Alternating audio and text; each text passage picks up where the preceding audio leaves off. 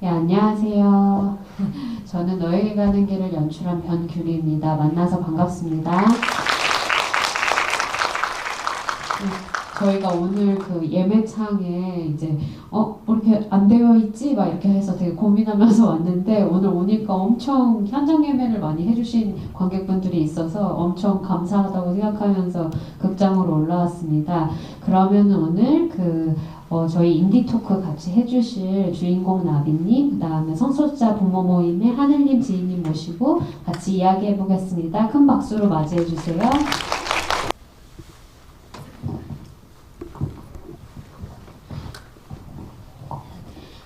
오늘 약간 저희가 원래 나비님하고 이제 비비안님하고 주로 이제 GV를 하다가 오늘 되게 오랜만에 그리고 약간 새로운 이제 부모님들도 함께 만나보면 관객들과 만나보면 좋겠다 이런 마음을 더해서 성소수자 부모 모임의 창립 멤버인 이제 하늘님과 지인님을 또 같이 모시게 되었는데요. 지인님부터 짧게 자기소개 먼저 좀. 안녕하세요. 저는 25살 게이 아들을 두는 엄마, 활동명 지인이라고 합니다. 예, 2014년 2월에 하늘님하고 저하고 같이 이제 모임을 시작해가지고 지금까지 오게 됐습니다. 그래서 이렇게 영화까지 만들어지게 돼서 정말 감격스럽습니다. 네, 와주셔서 감사합니다.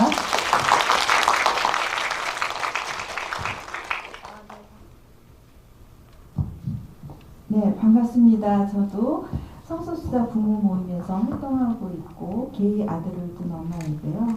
여기 지인님과 같이 처음에 부모 모임을 시작했습니다. 오늘 정말 꿈 같은 일이 생겼어요. 이렇게 영화까지도 이제 하게 됐고 그래서 정말 기쁘고요. 여러분을 만나게 돼서 정말 반갑습니다.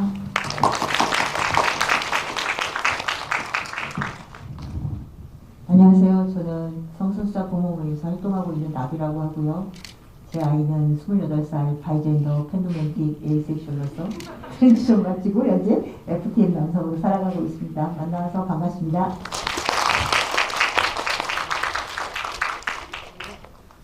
관객분들의 박수 소리가 뜨거워서 오늘 인디 토크가 엄청 기대되고 있는데요. 여기 보시면은 오픈 채팅방에 여기 QR코드를 찍으시면 접속하셔서 이제 물어보고 싶은 것 함께 이야기하거나 혹은 감상평 같은 걸 남겨드리면 제가 또 읽고 이제 부모님들에게 또 여쭤보기도 하고 읽어드리기도 할 테니까 이제 접속하셔서 여러 이야기, 질문 남겨주시면 너무 감사할 것 같고요. 관객분들이 질문 준비하시는 동안에 제가 좀 부모님들에게 먼저 말씀을 드려보겠습니다. 세 분이 제가 알기로는 이제 저희가 이 영화를 2017년 정도부터 시작해서 올해 이제 전주국제영화제에 처음 상영하기까지 근 4년이라는 시간의 제작 과정을 함께 이제 지켜봐 주시고 또 그 과정에 엄청 열렬히 뭐랄까 서포트와 지원 그 다음에 정말 마음도 함께 해주신 세 분이신데 처음에 이제 저희가 영화를 봤었잖아요. 그러니까 부모님들을 모시고 영화제에 상영하기 전에 작은 상영 회 자리를 마련해서 이제 성소수자 부모 모임 분들 그 다음에 여기 출연하신 분들을 모아놓고 가편 시사회를 했었거든요. 그때 이제 처음 부모님들께 영화를 또 보여드리게 됐었는데 지금 이렇게 영화가 상영되기도 되는 와중도 그렇고 그래서 영화 처음 보셨을 때와 또 지금 이런 개봉 상황 같은 것들을 보시니까 어떤지 마음이 이거를 좀 얘기해 주시면 어떨까요?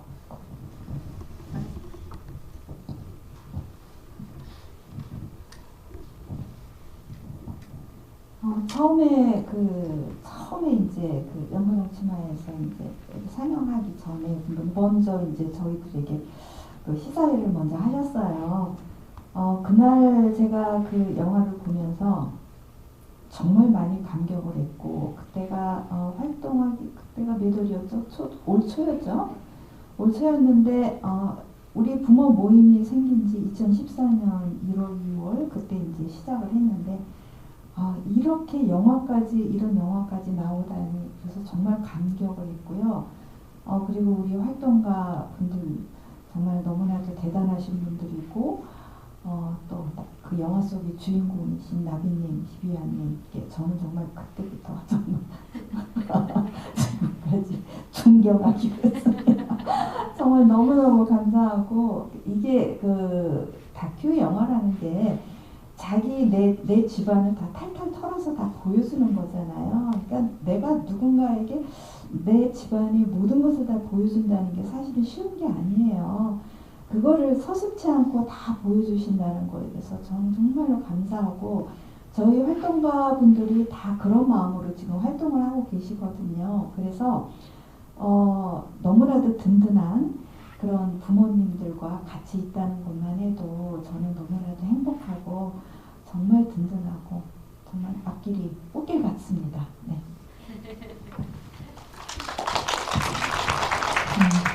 저는 그 부모 모임에서 그 시사회처럼 부모 모임만 해서 보여줬던 게 처음이 아니고 그 변규리 감독님이 이렇게 먼저 불러주셔서 처음에 맨 처음에 가서 보고 그 다음에 거기서 두 번째 보고 전주 국제영화제가 세 번째 본 거죠. 저는 그 5월달에.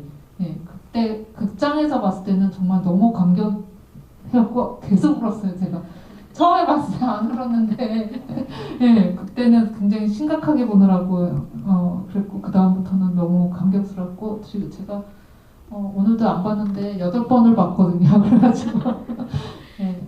그리고 영화 4년 전부터 찍었던 거 그 순간순간 다 생각이 나는데 그 전국의 모든 퀴어 축제를 다 찍으셨었어요. 뷰리 감독님이 저 작은 체구에 카메라 들고 이렇게 후진하면서 우리는 행진하고 있는데 막 넘어질까 봐 걱정되고 그랬던 것도 생각나고 저희 매월 하는 정기 모임도 항상 와서 촬영하시고 했거든요. 네, 굉장히 조금 나왔지만 저희도 많이 찍었는데 다 편집됐거든요. 거기 제가 안경 쓰고 저는 한 몇 초 나옵니다. 네.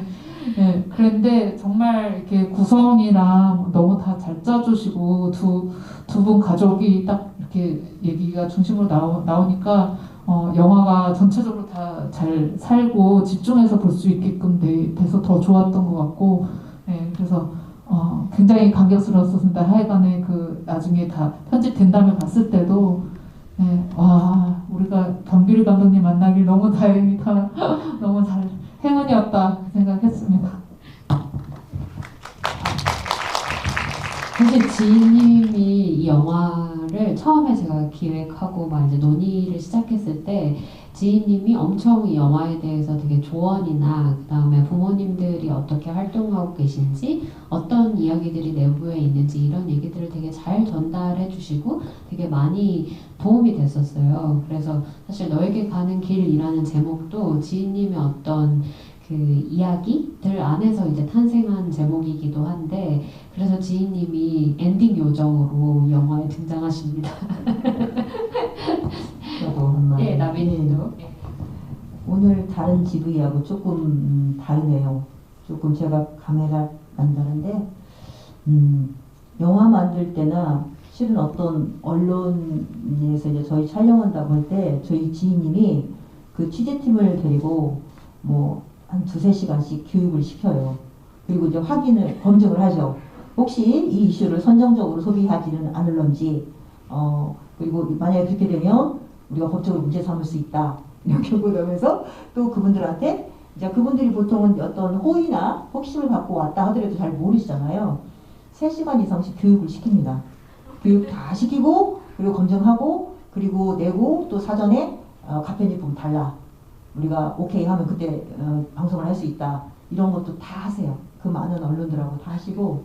아니 뭐 얘기냐면 저번에 그것이 알고 싶다랑 저분 그 전이고 그 MBC 스트레이트 할 때 사전에 제가 거기 PD님들 교육시키고 자막 실수하지 않게 하고 막 그러거든요. 그러고 우리 생각하고 다르게 방영하면은 소송한다. 미리 다 경고해놓고 저희 신문사 소송한 적도 있거든요. 그래갖고 그런 얘기 해주고 하죠 제가. 그런 일들 다 하셨고 마이 차일드라는 그 터키에서 나온 영화 끝에 이렇게 부모님들이 다 올라가니까 실은 가편집본인 그거 없었거든요. 그런 것들도 다 넣어달라고 했고 실은 저는 영화를 봐서 이제 제가 영화에 나오긴 하지만 뭐 그렇게 눈물을 흘리거나 그러진 않았어요. 근데 그 부모님들이 커밍아웃 하는 장면을 보면 지금도 생각만 해도 진짜 감동적이거든요. 그런 부분의 어떤 완성을 지인이 하셨고 그 많은 사람들을 다 섭외하고 또 많은 실은 저희가 시사회 때도 정말 그 언론에 나왔잖아요. 신부님, 수녀님, 스님들이 다 극장으로 달려갔다 하는 종교계를 다 주교님에게도 계속 편지 쓰시고 모든 신부님, 수녀님들 다 모시고 그리고 모든 성소수자 부모 모임에 오시는 혹은 뭐 전화로 하시는 모든 분들을 다 하늘님이 전부 다 관리를 하세요. 관리를 해갖고 전국에 있는 부모님들 다 오시라고 하고 이런 것들을 해서 영화에는 사실은 뭐 저희가 처음부터 주연이라고 했던 건 아니고 모든 부모님들을 찍고 통편집 되기도 하고 그럼에도 마지막에 이런 영화가 완성된 데는 정말 이 두 분이 계셨고 무엇보다 두 분이 부모 모임을 만드셨고 이 영화의 주연인 비교한과 나비가 있다면 비교한과 나비의 오리진입니다. 저희 하늘님과 주인님께서 질문이 많은데 하늘님께 사실 이제 하늘님이 성소수자 부모 모임의 대표로 지금 활동을 하고 계세요. 근데 정말 헌신적으로 열심히 이게 자신의 활동이다라는 생각으로 계속 활동을 이어오고 계신데 하늘님께서 또 이제 천주교 신자로서 이제 수녀님들이나 이제 신부님들에게도 이 영화를 많이 보여드리려고 마음을 전하려고 혹은 그분들을 보게 하려고 애쓰시는 이유가 또 있으신지 얘기해 주시면 좋을 것 같습니다. 우선 저는 카톨릭 신자고요.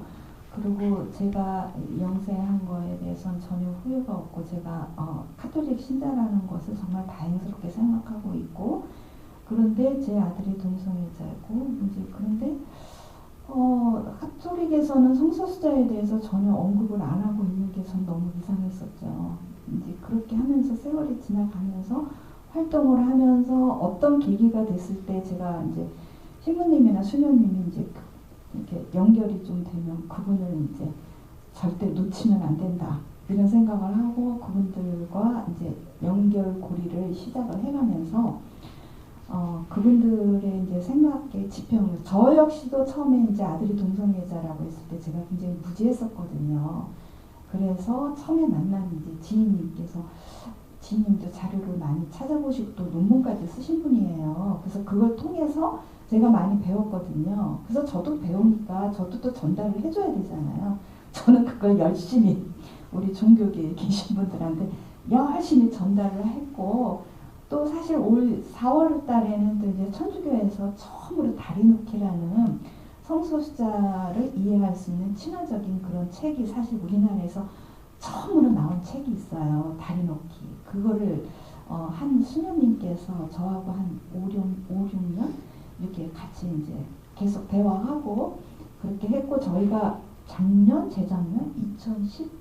2020년도인가 1월에 또 천주교 인권상도 받았고 이제 이렇게 해가지고 이제 그 카톨릭 안에서 이제 그 성소수자에 대해서 지평을 넓혀가고 생각을 넓혀가게 하는 거 이건 저의 당연한 의무라고 생각을 하는 거죠. 그래서 요번에도 이거 너에게 가는 길 이 영화가 제가 이렇게 많이 알려드리니까 정말 수도자분들이 이렇게 대관해가지고 정말 많이 보셨어요. 정말 그렇게 열심히 보시고 그 연세가 많으신 분들 있잖아요. 그분들의 고정관념도 수도자지만 고정관념은 있으실 거 아니에요. 그분들의 고정관념을 좀 많이 열리게 했다라는 거 정말 감사하고 그 역할을 또 이제 우리 비비안님과 나비님께서 열심히 영화를 찍어주시고 그리고 감독님께서 잘 만들어주시고 그래서 참 이런 게 모든 게 어느 한 가지만 잘 되어야지만 되는 게 아니라 이 다 연결고리가 돼서 이렇게 그 책 제목도 다리 놓기듯이 내가 다리의 그 하나하나의 그런 걸 역할을 하면은 언젠가는 그 너에게 가는 길이 정말 이렇게 정말 그 길은 꽃길이 되지 않을까 저는 그런 생각을 하고 있습니다.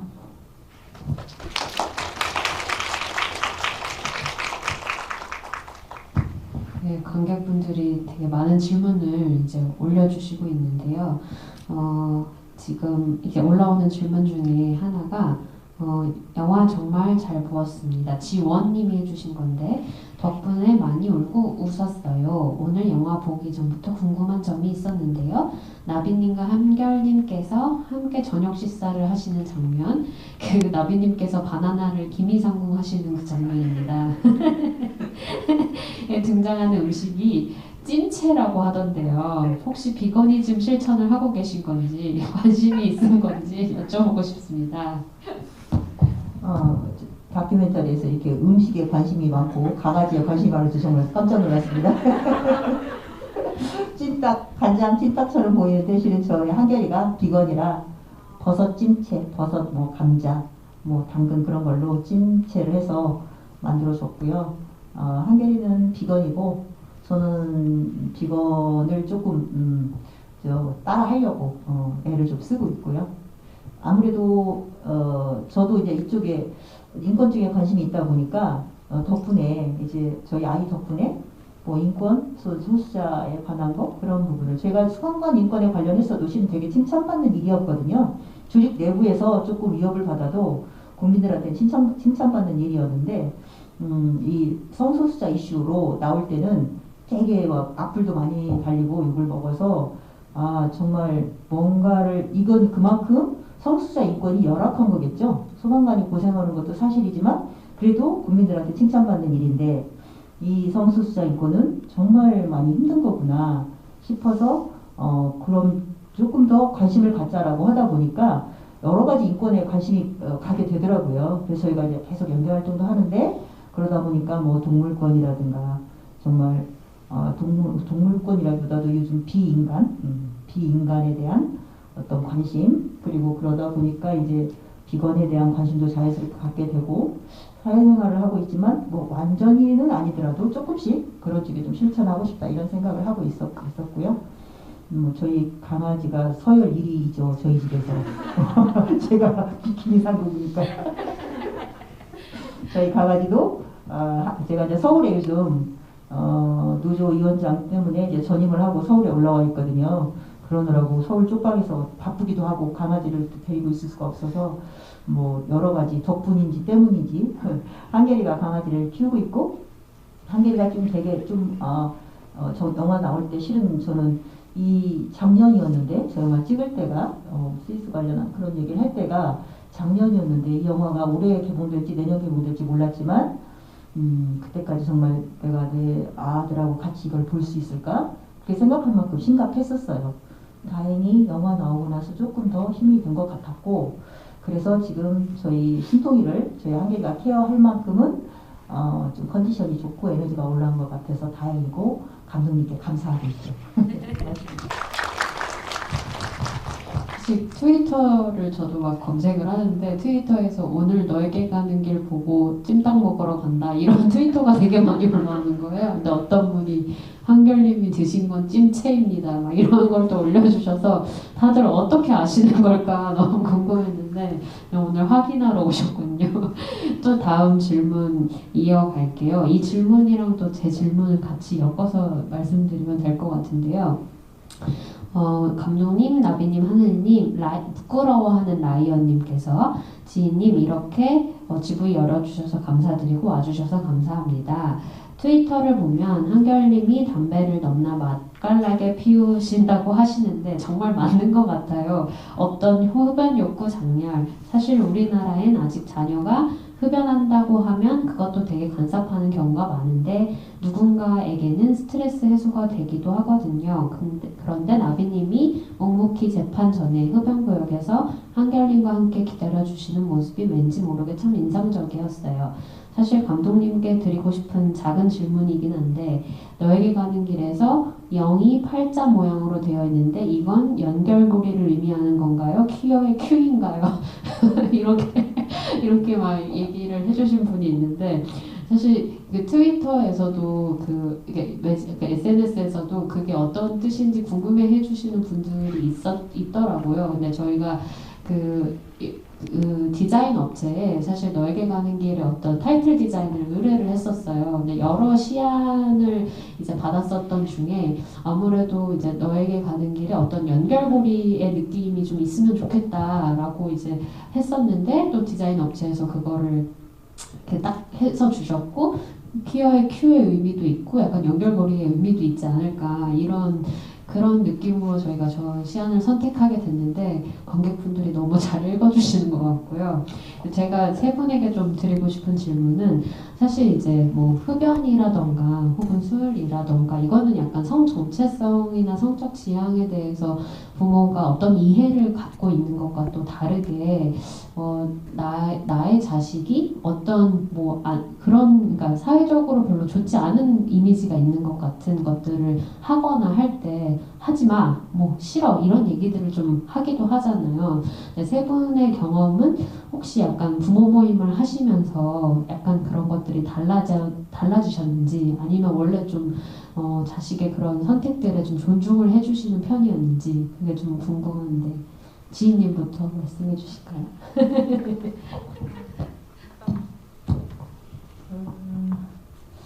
일단은 흡연은 제가 아들이 둘이고 둘째가 게이거든요. 큰애는 지금 30살이고 둘째가 25살인데 일단 애들 아빠가 엄청난 꼴초여가지고 애들이 끊게 하려고 막 어릴 때부터 금연 사인 집에 붙이고 하더니 지금 둘 다 펴요.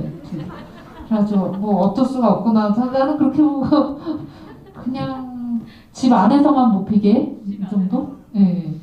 저랑 길 걸어가면서도 피던데요, 막.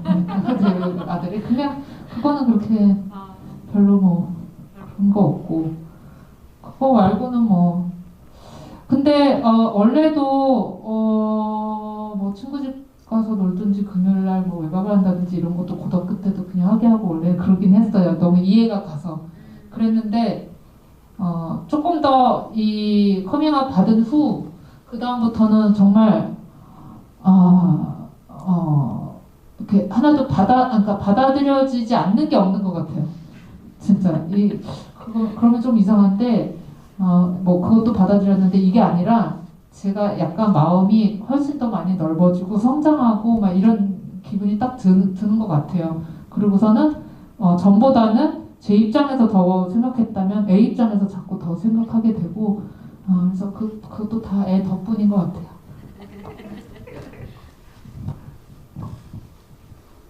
저는 원래 이렇게 술도 사실은 한 모금도 먹지를 못해요. 정말 먹고 싶은데 못 먹는 거예요. 제가 받지를 않으니까.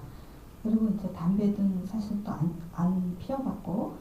근데 저 아들애는 대학교 들어가자마자 담배를 조금 피기는 피더라고요. 그래서 피는가 보다 이제 그랬는데 어느 날 또 안 피더라고요. 그러더니 지금도 안 피고. 그리고 술은 또 요즘은 어쩌다가 조금씩은 먹는데 제가 워낙 못 먹으니까 우리 여기 이렇게 활동가분들 없을 때 뒤풀이 같은 거 할 때 술 같은 거 하잖아요. 그럼 전 정말 먹고 싶은데 먹지 못하니까 저는 물 먹으면서 아유 맛있다 이러면서 아주 그냥 그분들보다 더 맛있게 제가 물을 먹고 있어요. 근데 그냥 뭐 받지 않는 거는 어쩌겠어요. 할 수 없는 거지. 근데 받는 거는 뭐 하는 거죠 뭐. 그렇게 아까 지인님도 뭐 어느 것도 하나 받아들이지 않는 것이 없다고 했듯이 저도 그래요. 굉장히 제가 이렇게 지평이 넓어졌고 그리고 생각의 사고가 넓어졌기 때문에 받아들이는 건 뭐 내가 이렇게 필 수 있으면 피는 거고 술을 먹을 수 있으면 먹는 거고 다만 술 먹다가 이제 우리 아들애가 요즘은 조금씩은 먹는데 그게 참 반갑더라고요. 근데 다만 너무 그게 술을 이기지 못할 정도로 먹어서 길거리 가다가 쓰러져서 혹시 자지는 않을까. 그러면은 자도 괜찮지만 누군가의 어떤 이렇게 안 좋은 일을 겪지는 않을까. 그런 건 약간 염려는 되지만 그래도 저는 할 수 있는 건 다 하는 것도 좋다고 생각해요. 그게 스트레스를 푸는 거에도 그런 역할로 뭐 술, 담배 하는 거니까 저는 뭐 아무렇지도 않습니다. 저는 개별적으로 이런 생각은 한번 해봤어요. 술, 담배가 사회생활하면서 하는데 술은 어른들하고 같이 마시는데 왜 담배는 어른들 앞에서 못 피게 할까? 그런 좀 근본적인 의문이 있었고 담배에 좀 더 많은 어떤 위계를 부여한다는 게 별로 합리적인 것 같지는 않았어요. 뭐 몸에 해롭거나 뭐 어쨌든 뭐 도움이든 뭐 본인이 그걸 뭐 위로가 된다든가 그런 건 마찬가지일 텐데 왜 술은 어른들하고 같이 먹고 오히려 이렇게 가르치고 그러는데 담배는 안 될까? 그렇게 하기로 누군가 결정을 했나? 이제 그런 생각이 들었고 개인적으로는 저도 술은 좀 마시지만 담배 피우려면 담배는 좀 안 피는 사람 입장에서는 불편하고 또 이제 기다려야 되고 담배 안 피는 사람은 그래서 저도 이제 담배 피는 동료들하고 같이 가서 담배 피러 가자 해서 옆에서 기다립니다. 얘기를 하고 왜냐 담배 필 때 굉장히 자유로운 얘기들이 많이 나오더라고요. 사회생활하면서 담배를 안 피면 좀 뭔가 소외되는 느낌? 실제로 책상에 앉아있을 때보다 그렇게 조금 한가한 시간에 뭔가 아이디어도 떠오르고 할 수 있는 좀 느슨한 얘기도 많고 해서 저도 이제 담배 피러 같이 가죠. 가서 피지는 않아도 옆에서 서 있고 그러다 보니까 이제 근데 뭐 저희 아들하고 그런 어떤 자유로운 얘기를 할 적이는 아니지만 어쨌든 아들이 담배 피면 추운데 기다려야 되니까 불편하긴 하지만 그래도 어디 같이 가면 계속 기다려야 하니까 그래서 이제 뭔가 그런 불편함 실은 저는 문신 같은 데도 그런 불편함이 있었거든요. 나도 하고 싶지 않은데 저희 이를테면 문신 같은 건 어른들이 생각할 때 몸에 이제 약간의 좀 반영구적인 뭔가 문양이잖아요. 그래서 나는 썩 내키지는 않지만 네가 하고 싶으면 이제 이런 것도 일종의 이제 어떤 차별 발언이 있던 건데 생각을 해보면 어렸을 때는 좀 안 된다. 그 대신 네가 20살 이상 되면 이제 네가 성인이니까 알아서 해. 그랬더니 그리고 나는 이제 저희 아이가 한 20살 때 문신하고 싶다고 그래서 나는 문신하는 건 네가 20살 되면 좋겠어. 나는 문신이 싫어. 라고 얘기를 하니까 저희 아이가 이해를 하겠다. 뭐 문신이 어떠한 이유로 반대를 하면 뭐가 어떻고 반대하면 얘가 이제 반박도 하려고 화를 내려고 그랬는데 그냥 감정적으로 내가 싫어. 그러니까 좀 네가 엄마를 좀 참아줘. 그러니까 엄마 이렇게 솔직히 얘기하니까 내가 참아주겠어. 그리고 이제 20살 넘어서 문신을 가까이서 아이가 한 걸 보니까 괜찮더라고요. 이거 역시도 또 하나의 어떤 편견이지 않았나 그런 생각이 들었어요. 그래서 되게 멋진 문신을 좀 했고 그런 것을 보고 반가웠는데 공교롭게 엊그저께 저 국회 시사회 할 때 탑 트위스트로 유명한 김도희님이 오셨더라고요. 탑 트위스트 유니온 지회장인 되게 반갑더라고요. 제가 좋아하는 사람은 아닌데 야 탑출을 하는 멋진 사람이다 이런 생각이 들어서 조금 바뀌었는데 그런 것 같아요. 처음에는 개인적인 뭐 성향이라던가 여러 가지 사회적인 그런 것 때문에 불편하거나 낯설거나 그래도 여러 가지 생각을 하고 접하고 배우고 또 이제 아이가 성소수자이면 만약에 부모 같은 경우에 아이를 통해서 뭔가 세상이 열린다고 하잖아요. 뭔가를 버릴 거 버리고 비울 거 비우고 내려놓을 거 내려놓고 그게 되니까 좀 쉽게 우리가 그동안 가져왔던 일종의 어떤 편견이나 고정관념 그런 것들이 조금 더 쉽게 바뀔 수 있는 것 같아요. 영화에 나오는 결정을 하셨을 때 직장 동료나 주변 지인들의 시선이 걱정되거나 하셨는지 궁금합니다라는 질문을 주셨는데요. 사실 저도 이제 영화를 촬영하면서 되게 발견한 것들이 있는데 부모님들이 해주셨던 이야기 중에 되게 인상적이었던 이야기 중에 하나가 내가 맨 처음에는 어쨌든 내 자식 때문에 이 활동을 시작했지만 점점 활동을 해나가면서 성소수자 부모라는 어떤 정체성이 생긴다라는 것을 알게 되었다라는 얘기를 들었을 때 굉장히 인상적으로 남았었어요. 왜냐면은 이제 부모님들도 이제 자식이 성소수자라는 것을 알게 된 이후에 나의 주변 관계들과 그다음에 사회생활을 하고 계시는 분들이다 보니까 어떤 이렇게 되게 일상적으로 쏟아지는 질문들에 매번 답을 해야 되는 거예요. 뭐 애인 있냐, 뭐 여자친구 있냐, 뭐 이런 이야기들, 결혼할 거냐, 이런 애가 왜 머리가 이렇게 짧냐, 여잔데 이런 여러 가지 이야기들에 나는 어떤 질문을 어떤 대답을 해야 될까 이런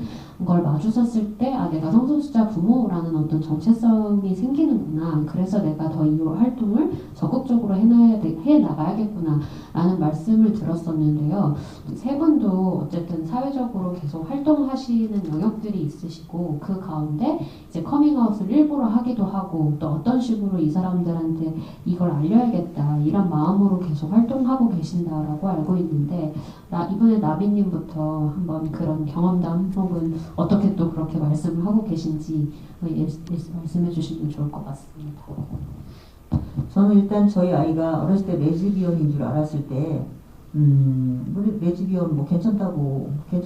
특별히 저기는 안 했었어요. 아니 레즈비언일 수도 있지 않을까 생각하고 저희 아이한테 너 레즈 성향이 있는 것 같아. 저희 아이가 초등학교 때인데 그런 것 같아 이렇게 얘기를 해서 그렇구나 라고 중학교 때 또 얘기하니까 레즈보다는 바이에 가깝지 이렇게 얘기를 하더라고요. 그래서 이건 빼도 박도 못하는 레즈비언이고 누군 바이구나라고 생각을 하고 말았고 제가 이렇게 편안하게 생각할 수 있었던 것은 저희 중학교 때 제가 다닌 중학교 때 같은 반에 그 레즈비언 친구가 있었기 때문에 자연스러웠던 것 같아요. 그래서 이제 잠깐 레즈비언이요 뭐 이렇게 듬직한 사위나 예쁜 손주가 힘들 텐데라고 생각했지만 뭐 저도 결혼했다 이혼했지만 사위가 다 듬직하란 법도 없고 말썽꾸러기 사위도 많을 테고 그리고 실은 뭐 예쁜 손주도 뭐 요즘 세상에 굳이 바랄 건 아니고 또 생각해보면 동성 커플들이 잘 살아요. 요즘 자식한테 얼마나 돈이 많이 들어가는데 자식이 없기 때문에 보통 우리가 보면 좀 주석적인 그 커플들 보면 동성 부부들끼리 잘 먹고 잘 살더라고요. 오히려.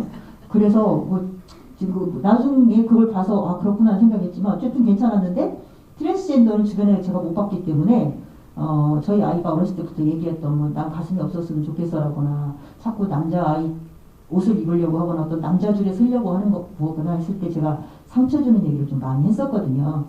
그래서 내가 만약에 레즈비언도 괜찮다고 생각했던 엄마가 만약에 트랜스젠더를 알았더라면 얘를 얼마나 도와줄 수 있었을 텐데 외국 같은 경우에는 이제 아이 때부터 이렇게 트랜스젠더 성향을 보인다 그러면 부모가 어떤 교수님들이나 정신과 의사나 심리상담가나 어떤 내부비 쪽 교수라고 얘기를 해서 이 아이가 트랜스젠더일 수 있다 그러면 계속 관찰을 하면서 호르몬 저희 아이 같은 게 여성 호르몬 억제제를 준다거나 그리고 이제 몇 년이 지나서 2차 성징 나타날 때도 본인의 정체화를 계속 이렇게 트랜스젠더로 한다 그러면 남성 호르몬을 투여한다거나 해서 아이가 힘들지 않게 도와주거든요. 그런 시스템이 돼 있더라면 내가 아이를 이렇게 어둡고 힘들고 칙칙하게 살게 하지 않았을 텐데 그런 생각이 들어서 뭔가 주변 사람들한테 과시화가 필요하다 해서 계속 사람들한테 얘기하죠. 그래서 저희 공직사회가 좀 보수적일 수는 있겠지만 실은 이렇게 얘기를 당당하게 하면 그 면전에서 이렇게 혐오 발언하는 사람은 별로 없는 것 같아요. 물론 혐오 발언을 눈총으로 할 수 있겠지만 저도 눈총으로 쏘죠. 홍구령을 내줄 테야. 그런 무식한 소리 하면 주변 동료들한테 다 얘기하고 저희 상사 같은 경우에 제가 이제 여름에 이제 짧은 제목의 프라이드 뱅글 같은 걸 하고 있을 때 제가 이제 아이가 트랜스젠더라 이런 걸 한다라고 얘기를 하면 그분이 엄마가 바깥 일을 맨날 하니까 애가 그렇게 된 거 아니냐 이런 얘기 할 때 선진국에서 그런 얘기 들으면 경찰이 와서 잡아갑니다. 이런 식으로 좀 눈총을 주기도 하고 아무튼 그런 형태의 것들을 하니까 뭐 다 그런 줄 알더라고요. 이 상황에서 내가 막 굉장히 뭐가 아쉽다고 나의 존재 또 내 자식의 존재를 굳이 그렇게 구구절절히 설명할 필요는 없고 내 아이는 트랜스젠더고 그걸 모르는 당신 일이 나면 조금 문제가 있다. 그래서 제가 이제 이렇게 많이 비유를 하죠. 어느 문화권이나 한 5% 정도에서 10% 정도 있는데 5%면 우리나라만 해도 250만 명인데 그 250만 명이면 이게 얼마나 많은 숫자냐. 우리나라 공무원이 120만 명이다. 현역 군인이 60만 명이다. 현재는 50만 명대로 떨어졌다고 하더라고요. 그 공무원과 현역 군인을 다 합한 숫자보다 더 많은 숫자의 성소수자가 있는데 우리 공무원이나 군인을 많이 보잖아요. 주변에서. 당신 주변에 그런 성소수자가 한 명도 없다라고 본 적이 없다고 그런다면 당신이 안전하지 않거나 인간적으로 믿을만하지 않아서 누군가가 얘기를 안 하는 거다 라고 얘기를 하면 그만 못하겠죠. 그런 식으로 가시화를 많이 하고 이렇게 촬영 같은 거 할 때도 저희도 실은 뭐 공무원이라 사진에 다 보고를 해야 되거든요. 보고를 하면 대부분 찍지 말라고 하죠. 그래서 저는 허락을 구하기보다는 용서를 구하기로 했습니다. 일단 찍어놓고 영화 나오면 몇 년에 나올지 모르지만 영화 나와가지고 이렇게 공개가 되면 그때 가서 아주 영화가 잘 되면 저한테 뭐라고 못할 거고 그렇지 않으면 저한테 뭐라고 하면 징계를 한번 먹고 말지 그런 마음으로 그냥 과감하게 찍었습니다.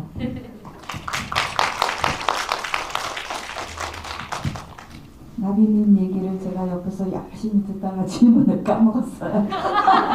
그냥 저는 그냥 잠깐 제 얘기를 할게요. 제가 처음에 이제 부모 모임 하기 전에 인터뷰라는 거를 사실 먼저 했는데 그때가 아마 2013년도 여름이었을 거예요.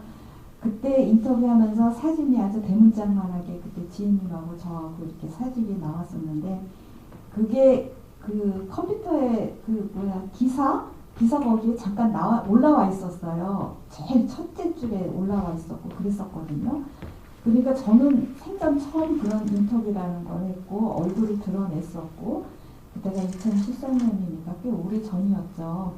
그러니까 저도 좀 약간 겁이 살짝 그때 처음 얼굴 공개를 부모라는 거 그때 좀 덜컥 그러긴 했지만 모른 척하고 가만히 있는데 저희 남편이 그 사진을 보고 컴퓨터 검색이 제일 위에 잠깐 떴었어요. 그랬더니 우리 남편이 제가 이제 이 사람이 부모 이제 막 그 성소수자 인권 단체에 나가기 시작을 하더니 인터뷰를 하더니 얼굴이 공개되고 이제 작두타기를 시작을 하는가 보다. 이제 이러고서는 그냥 엄청 걱정을 하더라고요. 이제 그렇게 해서 이제 남편은 이제 그러니까 남편이 저보다는 많이 두려움이 많은 것 같아요. 여리고. 그러다가 얼마 전에 이 영화를 이제 보고는 정말 저보다 더 많이 울더라고요. 저도 많이 울었지만 남편은 정말 눈이 새빨갈 정도로다가 많이 울고 그러면서도 제가 이렇게 부모 모임에서 어떤 활동을 간다 그러면은 잘 다녀오시라 이러고 이제 좀 늦어지면은 몇 시에 들어오십니까 이제 이런 거 물어보면서 정말 저의 활동이 제 1인 조력자 이렇게 저희가 바뀌었어요. 그게 참 감사하고 사실 질문은 제가 까먹었으니까 너무 적절하게 대답을 해주셨습니다. 질문이 주위 사람들한테 얘기하냐는 그거였죠.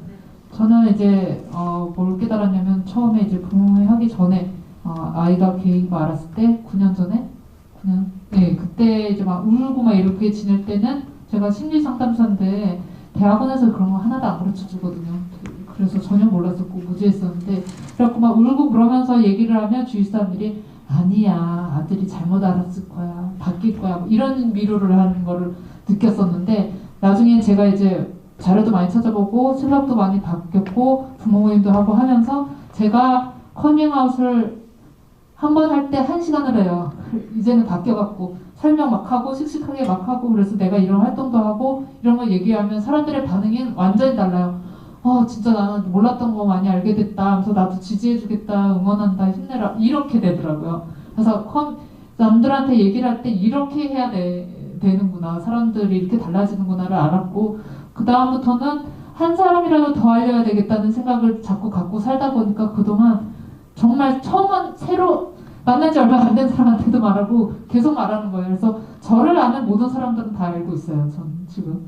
그리고 그동안에 이제 제가 이렇게 요번에 이제 핸드폰 보면서 이 영화 홍보 좀 해달라고 하려고 기자분들 연락처를 찾는데 보니까 그동안 제가 인터뷰했던 분들이랑 PD님이랑 연락처가 65명이나 있는 거예요. 그래서 진짜 그동안 열심히 엄청 해왔구나. 네, 그런 거를 느꼈었고 그리고 저희 뭐 집에는 이제 저희 어머니 친정이 얘기했을 때 깜짝 놀란 게 제 여동생은 그거 그렇게 이상한 거 아니야 이랬고 저희 엄마는 헷갈리셔갖고 걔 빨리 그럼 여자로 수술해줘야 되지 않니? 이러셨고 그래갖고 저만 왜 나는 그렇게 슬퍼하고 있었지? 이랬었는데 그 다음에 저희 엄마가 알아서 저희 친척들한테 다 설명하시고 그래갖고 전부 다 아시고 되게 편했어요. 그러니까 다 대신 말해줘서 네, 그런 상황입니다. 저는.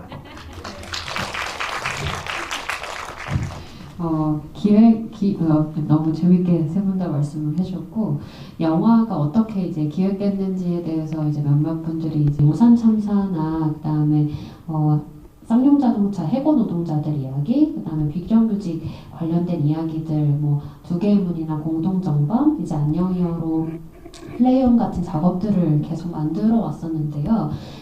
그 이후에 이제 4년 전쯤에 이제 다시 성소수자에 관한 이야기를 좀 해보자. 너무 그러니까 혐오가 너무 짙어지고 있고 또 새롭게 부상하는 혐오들이 좀 있었고 그래서 성소수자에 대해서 다시 이야기를 해야겠다라는 결정이 이제 제작팀 안에서 있었어요. 근데 그때 이제 성소수자 부모 모임에서 이제 적극적으로 이제 우리가 활동을 시작하려고 하니 어떤 홍보 영상을 좀 만들고 싶다라는 의뢰를 저희 쪽으로 주셨고 그때 부모님들과 연이 돼서 사실 이 영화가 이제 탄생을 하게 되었었는데요. 저는 개인적으로 성소수자 부모 모임을 언제 처음 뵀었냐면 제 기억에 되게 생생하게 남아있는 것이 2015년인가요? 그 아이다호 때문에 이제 서울역에서 모여서 이제 어떤 큰 공연을 했었어요. 근데 그때 엄청 혐오 세력들이 주변에 있었고 저도 이제 카메라로 현장 기록을 하고 있었는데 제 앞에 발 앞에 술병이 날라와서 깨지더라고요. 그러니까 그 정도로 약간 정말 인권 침해 현장이었고 너무너무 이렇게 너무 그런 방해 공작이 심해서 거의 행사를 진행할 수 없을 정도의 어떤 이렇게 약간 불안감, 공포감이 좀 있었는데 그때 무대에 혼자 올라와서 내가 성소수자 부모다라고 커밍아웃을 했던 분이 제가 알기로는 지인님이었어요. 그래서 혼자 그때 무대에 지인님이 오르셨고 저는 그거를 보면서 저런 분이 있으시구나, 저런 좋은 사람이 우리 사회에 있구나라는 것을 알았던 게 그때가 처음이었었는데 사실 그런 어떤 혐오 세력들이 되게 많이 있고 그다음에 그런 불안감, 공포감이 되게 많이 있는 곳에 부모님들이 함께 연대하고자 혹은 함께 자신의 목소리를 내고자 늘 참석을 하세요. 그래서 약간 여기 질문들에도 이제 그런 이야기들이 많이 올라와서 인정키퍼나 혹은 이제 퀴어 퍼레이드 같은 공간에 갔을 때 그런 혐오 세력들을 이제 마주했을 때 어떤 감정이 드는지 혹은 또 어떤 행동을 하는지 이런 이야기를 좀 들어보면 좋을 것 같은데 우리 지인님이 사실 파이터시거든요. 진짜 잘 싸우세요. 저는 이제 퀴어 축제 제일 먼저 간 거 2014년이었는데요. 그때는 이제 서울시청 광장에서 할 때가 아니라 신촌에서 할 때였는데 그때 무대 행사 다 하고 나서 이제 퍼레이드를 하려고 했더니 그 혐오 세력분들 한 300명 정도가 이제 바닥에 쫙 다 누우셔가지고 퍼레이드를 못하게 했었어요. 그래서 그때 거의 8시까지 3시간을 다 서서 그냥 마냥 기다리고 그 다음에 컴컴해지니까 이제 못하겠지 하고 일어나더라고요. 그래서 그 컴컴한데 길에 아무도 없는 데서 퍼레이드를 하고 11시가 끝났거든요. 근데 그때 저는 이제 퀴어 축제가 뭔가 그런 마음으로만 그냥 갔다가 그날 굉장히 11시에 이 1년에 단 한 번 하려고 하는데 이렇게 못하게 막는가 이러면서 막 눈물이 나오더라고요. 그때 봤던 혐오 세력분 중에 이제 한 아주머니는 제가 들고 있었던 피켓을 뺏어갖고 막 부러뜨리려고 하고 막 그랬어요. 그러더니 바닥에 뒹굴면서 비명을 막 지르더라고요. 그래서 저렇게 상태가 안 좋으신 분들까지 여기 오게 하다니 그 생각만 했었고 2015년부터는 이제 부모 모임 부스 만들기 시작해서 서울시청 광장에서 그 다음에 저희가 그쪽 하도 혐오 세력분들 피켓에 너희는 불효자다가 많길래 우리 성소수자 부모 모임이 있다고 플래카드를 울타리 위로 이렇게 들고 갔었어요. 그랬더니 저쪽에서 저희 플래카드를 확 뺏어갖고 울타리를 사이에 두고 이제 줄다리기 하듯이 막 뺏은 거예요. 그러다가 이거 찢어질 것 같아서 제가 올라가서 이렇게 손을 내밀어서 이렇게 뺏으려고 하는데 저쪽에서 제 팔을 엄청 세게 막 때리는 거예요. 그래서 누가 때리나 해서 확 올라가서 봤더니 어떤 20대 여자분도 때리고 50대 여자분이고 어떤 할아버지가 지팡이로 때리는 거예요. 그래서 제가 여기 팔 전체가 멍들어서 여름 내내 긴팔 입고 다녔었거든요. 그게 싹 올라갔었던 장면이 스포츠 경향에 찍혔었어요. 그때 예, 그런 일도 있었고 그리고 재작년인가 3년 전인가 전주 거기 축제 갔을 때는 또 어떤 아주머니가 막 소리를 욕을 하고 뭐 퀴어 축제 반대한다고 뭐 이러면서 뭐 그 TV 조선 인터뷰 카메라 가갖고 막 욕하고 뭐 이런 아주머니가 있길래 제가 잠깐 오시려고 하고서 옆에 앉혀놓고 혹시 왜 이렇게까지 하십니까? 그 아주머니한테. 그래서 앉았어요. 그 아주머니 한 30분 얘기했는데 한참 얘기하다가 보니까 나중에 알겠는데 그 아주머니 아들이 개인 걸 얼마 전에 알았더라고요. 그러니까 이 케어 축제 때문에 우리 애가 이렇게 했다는 생각만 있는 거예요. 그러니까 지금 생각해보면 케어 축제에서 유난히 소리 지르고 울고 하는 분이 보면은 그런 분들일 수도 있겠다는 생각이 들어요. 네. 그러니까 시간이 좀 많이 필요하신 분들인데 예, 초반에 마냥 그렇게만 생각하는 거죠. 근데 그게 나중에 결국 아이한테 얼마나 상처가 될지 설명을 한참 앉혀놓고 했었어요. 그분하고. 참 키오 축제 때 지인님을 그 혐오스라고 저희는 그렇게 표현을 하는데 그분들은 지인님을 건드리면 큰일 나요. 끝까지. 그리고 또 저희가 그 어디였죠? 그때 왜 지하철역에 크게 광고판 신촌이었죠? 신촌에 크게 광고판이 여러 번 훼손이 됐었잖아요. 그때 이제 지인님하고 저하고 또 몇 분이 이제 그 거기서 이제 지킴이 하러 이제 갔었을 때 거기 지나가는 어떤 분이 좀 연세가 좀 있으신 분이셨어요. 근데 그분이 알고 보니 목사님이셨더라고요.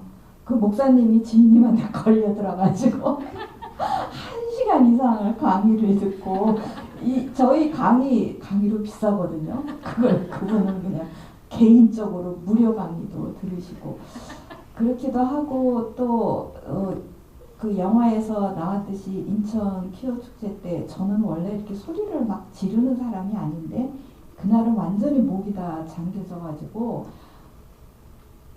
저도 모르게 그렇게 소리를 질렀었나 봐요.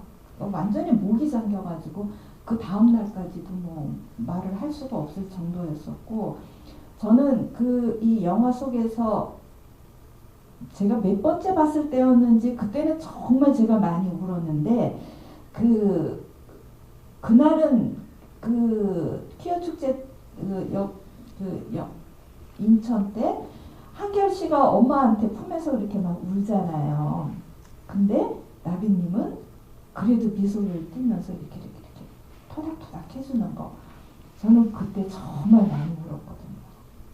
그게 몇 차 관람이었는지는 모르겠지만 그날은 그게 그렇게 감동적이었고 또 다른 때는 또 다른 장면이 감동적이었고 이렇게 그렇습니다. 그리고 우리 부모들이 키오 축제를 한번 나와봐야 우리 성소수자들이 어떻게 당하고 있는가를 알 수 있거든요. 그래서 근데 뭐 코로나 때문에 뭐 많이 나올 수가 없는 상황이었고 이제 코로나가 해서 이제 많이 할 수 있었으면 아마 이제는 부모님들이 엄청난 수의 지금 분들의 이제 거리 퍼레이드가 아마 될 것 같아요. 빨리 그런 날이 왔으면 좋겠습니다. 잠깐 농담으로 강의료 비싸다고 했는데 안 받기도 하니까요. 어디든지 갑니다. 전국에 이렇게 많이들 불러주셔서 강의는 많이 하고 있는데요. 무료 강의도 많이 합니다. 교육청이나 이제 주로 이제 상담센터 그쪽 상담사분들 상담학회나 상담심리학회하고 예, 국가인권위원회 인권강사 양성과정 그런 데서 예, 많이 불러주셔서 하고 있습니다. 그런 데는 거기서 주는 대로 받는 거고 우리 엄마 좀 붙잡고 카페에서 만나주세요 해도 제가 가서 2시간 동안 한 적도 있습니다. 걱정하지 마시고요. 전 키오 퍼레이드 가서 영화에 나왔지만 뭐 처음에는 그런데 이렇게 조금 위험한 데를 굳이 갈까 싶었는데 실제로 가서 보면 정말 뭐 계산으로 안 되는 이게 뭐지? 왜 내 자식들이 이러게 되고 저 사람들은 도대체 왜 저러는 거지? 뭐 때문에? 그런 근본적인 질문이 생기는 것 같고 아까 하나님 말씀처럼 키오 퍼레이드가 있어야 약간 애매한 부모님들이 투사가 되시는데 지금 그 기회가 없어서 좀 안타깝고 일단 키오 퍼레이드 가면 그 말로 설명할 수 없는 그런 느낌들이 있어요. 이건 진짜 옳지 않아. 뭐 보통 한 시민이지만 이게 뭐지? 이게 말도 안 되잖아 라는 그런 생각이 들고 또 아이들이 정말 위험하겠구나 라는 생각이 들고 실은 뭐 이 두 분도 아이들은 이미 나이를 많이 먹었기 때문에 뭐 저기 안 하지만 실은 자기 아이들하고 아무 상관이 없는데 그런 일을 하시잖아요. 저도 키퍼를 저희 아이하고 갈 때도 있고 안 갈 때도 있는데 일단 처음에는 아이들이 다치면 안 된다. 라는 생각으로 조금 조심스럽고 보호를 하다가 나중에는 이제 뭐 쉽게 말하면 악에 바칠 수도 있고 달리 말하면 근본적인 생각이 들 수도 있어요. 근본적으로 이건 정말 이상한 거야 라는 생각이 들고 저 사람들은 왜 종교라는 이름으로 저렇게 와서 와 있는가 그런 뭐 그 시끄러운 데 앞에서 막 그런 근본적인 질문을 하게 되죠. 그래서 저 사람들이 저렇게 한다 하더라도 근데 우리가 뭐 물론 하도 이렇게 물리적으로 물 막으니까 같이 소리도 치고 하지만 그 사람들이 그렇다고 해서 그 사람들이 트럭 밑에 들어눕듯이 이렇게 같이 할 수는 없고 우리는 품위 있게 하고 싶다는 생각을 하고 그 품이라는 게 늘 뭐 낮은 목소리는 아니지만 저런 사람들을 뭔가 상대하려면 어떤 방법이 좋을까 그런 생각이 들고 뭐 그래서 이제 여러 가지 생각을 하게 되는 거죠. 그 사람들이 이제 개별적으로 안타깝고 조금 안쓰러운 거 저는 정말 뭘 모르고 저럴 텐데 알면 저럴 수 없을 텐데 그런 생각이 들고 조금 더 효과적인 방법은 무엇일까 그리고 이제 이 상황에서 좀 안전하게 이 아이들하고 그러니까 꼭 아이들은 아니지만 당사자들하고 조금 안전하게 또 상처를 덜 받고 뭔가를 마칠 수 있는 방법은 뭘까 그런 생각을 하게 되죠. 다시 말하면 그 혐세들이 무엇을 하든 우리는 그 이상의 일을 할 거고 그 이상의 어떤 방법을 낼 겁니다. 걔네들 그러는 거 아무 자리도 소용없어요. 전혀 뭐 공격적이지 않아요. 저희들한테는.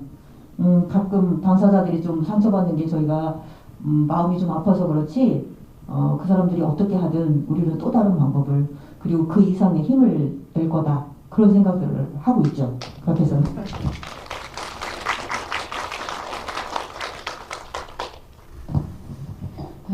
너무 다 좋은 말씀도 해주셨습니다.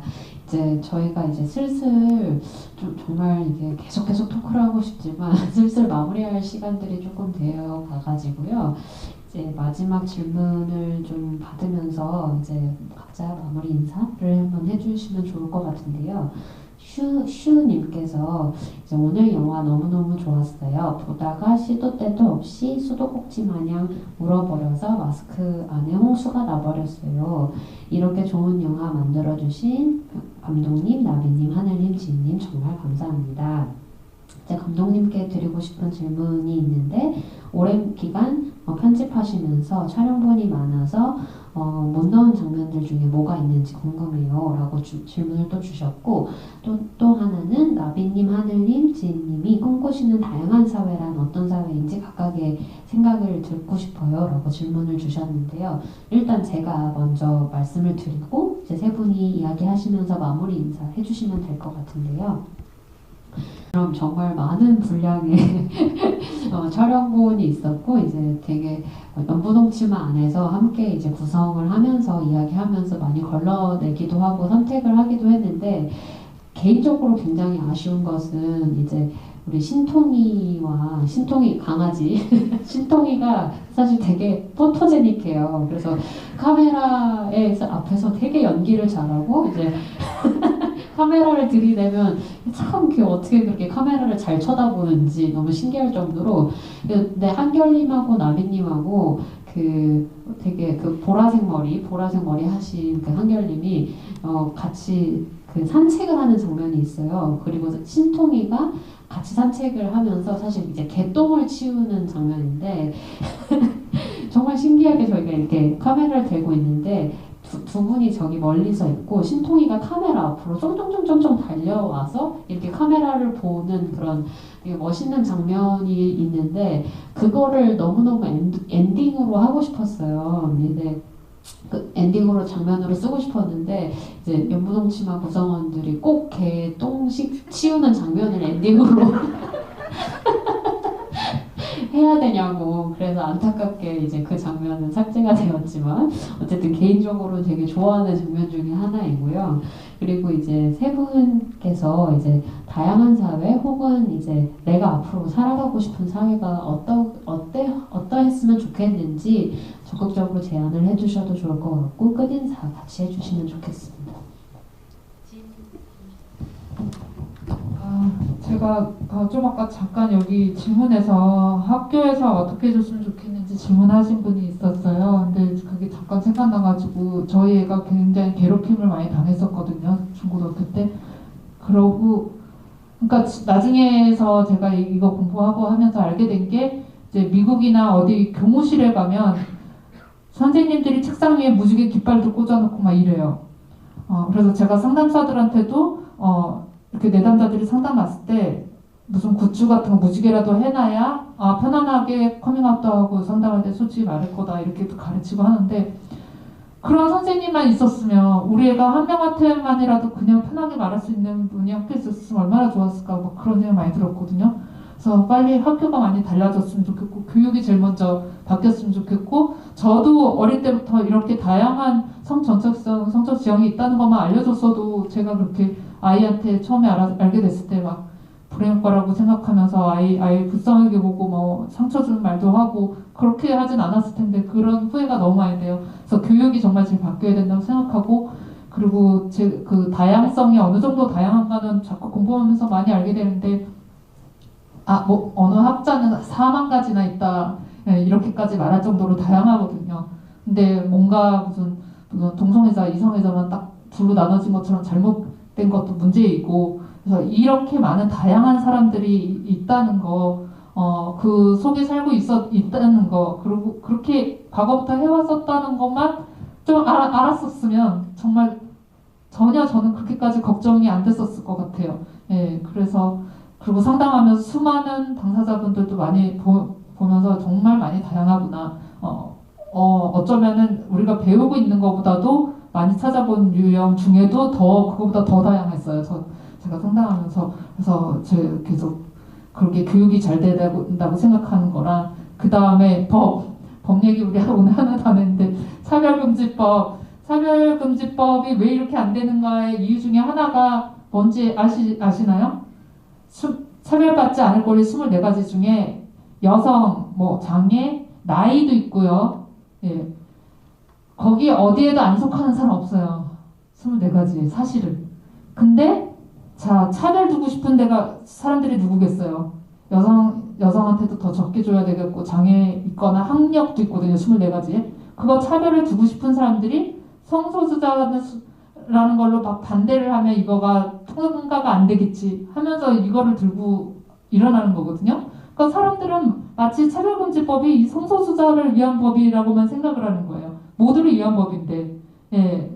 그래서 오히려 이용을 하고 있는 거죠. 그래서 그게 너무 안타까운 것 같아요. 그래서 차별금지법은 반드시 빨리 돼야 되고, 세계인권선언문에도 있는 24가지거든요.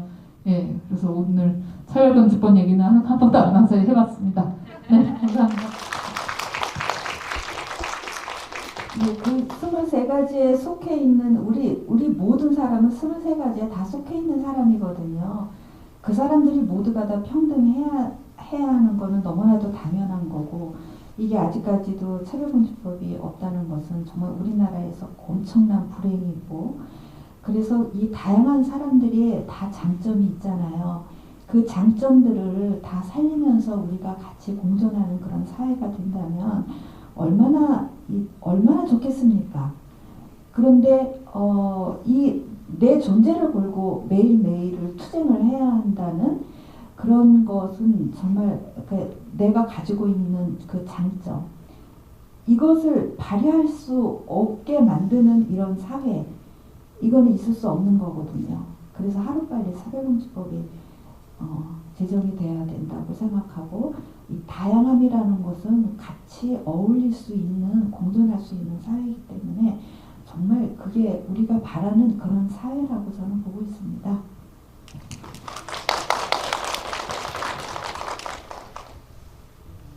중에 누가 요즘 트위터이안으로서 생활이 어떠냐고 물어보는데, 밤낮으로 틈만 나면 보고 있어서 일을 못하고 눈치를 봐가면서 유통전에서 트위터 보니까 좋더라고요. 탐나가 너에게 가는 길로 다 물들었고요. 이 트위터만 보면 저희 천만 영화 같아요. 그리고 트위터에 누가 멋진 말을 쓰셨더라고요. 커밍아웃은 부모를 지레 짐작하지 않고 자신의 넓은 세계에 초대하는 일이다. 성소수자가 부모에게 줄 수 있는 그게 가장 큰 선물이다. 이렇게 쓰셨더라고요. 저희는 그 말이 맞다고 생각을 해요. 선물을 드렸는데 부모가 받지 않으면 그건 부모의 문제고, 그래서 커밍아웃을 꼭 할 필요는 없습니다. 뭐 부모에게 사실과 다른 얘기를 한다고 해서 죄책감이나 내가 거짓말을 한다고 생각할 필요 없어요. 뭐 굳이 필요 없으면 커밍아웃 안 하셔도 되고, 꼭 커밍아웃을 해야겠다고 마음이 들어서 한다면 뭐 저희가 여러 번 말씀드리는 얘기지만 자신이 안전할 때 어떤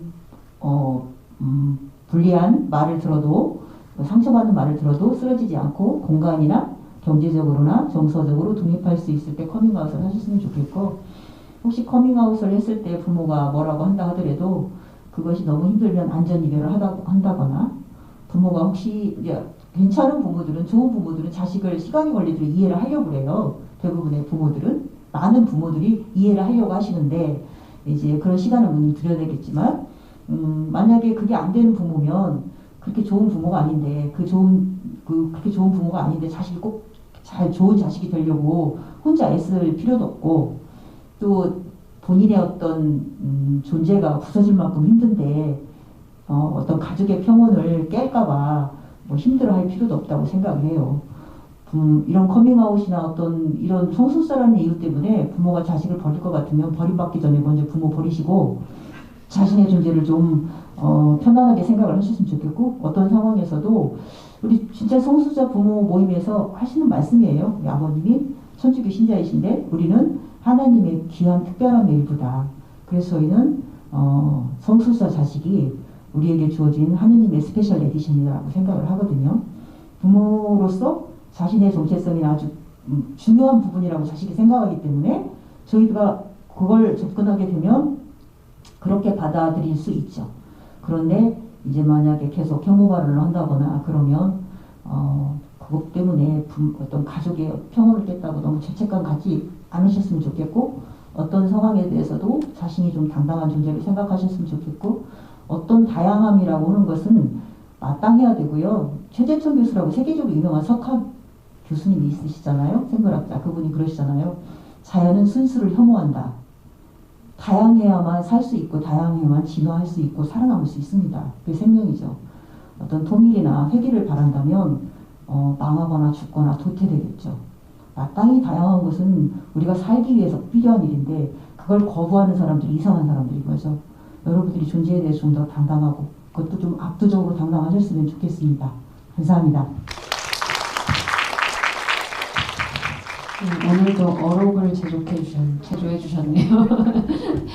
이 영화를 이제 보러 와주신 관객분들께 너무 감사드리고, 사실 이 영화의 어떤 다른 어떤 의미에는 또 누군가가 부모에게 말 걸고 싶을 때 이 영화가 적극적으로 좀 이용되었으면 좋겠다라는 그런 마음도 있었거든요. 그래서 어쨌든 이 영화를 많이 같이 봐주셔도 좋을 것 같고, 누군가에게 적극적인 말 걸기를 하고 싶을 때 함께 봐주셔도 좋을 것 같습니다. 오늘 늦은 시간까지 자리 함께 해주셔서 너무 감사하고요. 다음에 또 다른 자리에서 뵈었으면 좋겠습니다. 고맙습니다.